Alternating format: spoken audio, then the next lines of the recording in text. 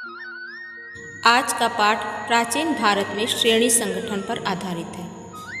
प्राचीन भारतीय साहित्य में श्रेणी के लिए अनेक शब्द प्रयुक्त होते थे, जैसे पूग, कुल, निकाय, जाति, व्रात, संघ, समुदाय, समूह, समुत्थान, परिषद, वर्ग, सार्थ और नियम। इस प्रकार की संस्था का उदय वैदिक काल में हो गया था। ऋग्वेद में श्रेणी के लिए कहा गया है कि वह हंसों की तरह समूह में कार्य करती थी।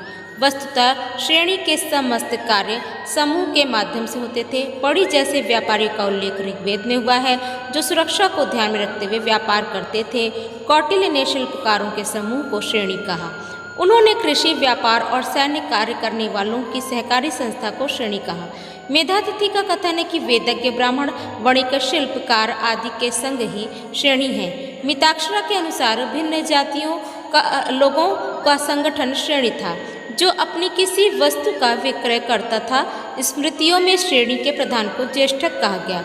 श्रेणी के सदस्यों में सबसे वरिष्ठ एवं धनी व्यक्ति ज्येष्ठक बनाया जाता था। यह बहुत आदरणीय होता था। पुग्गपक्ष जातक में इनकी संख्या 18 बताई गई है। श्रेणी संगठन के विभिन्न कार्य होते थे, जिनका संबंध जीवन के विविध पहलुओं से था।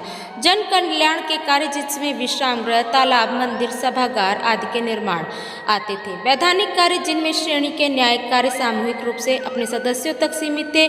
उनके कानून, रीति रिवाज, परंपराओं पर आधारित थे। धार्मिक कार्य, इनमें व्यावसायिक श्रेणियों द्वारा 436 ईस्वी में मंदसौर में सूर्य मंदिर बनवाया गया था।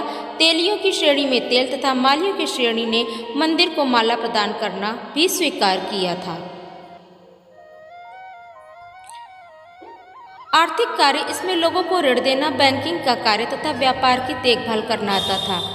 सैनिक कार्य, इसमें यह लोग सेना एवं सैनिक कार्यों का संकलन करते थे। बाद में इनका कार्य क्षेत्र व्यापक एवं विस्तृत हो जाता था।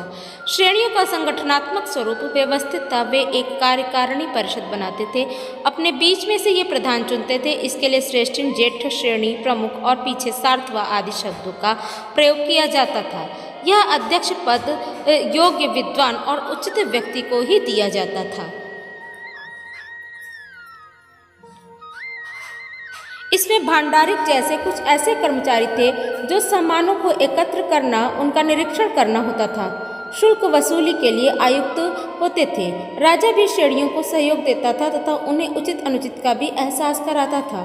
कौटिल्य ने तो निर्देश दिया था कि संघ केवल उद्योग धंधे का ही विकास नहीं करते, बल्कि वे देश की रक्षा के लिए भी कार्य करते हैं। स्मृतियों में स्पष्ट है कि श्रेणी के नियमों और मान्यता को राजा को प्राथमिकता देनी चाहिए।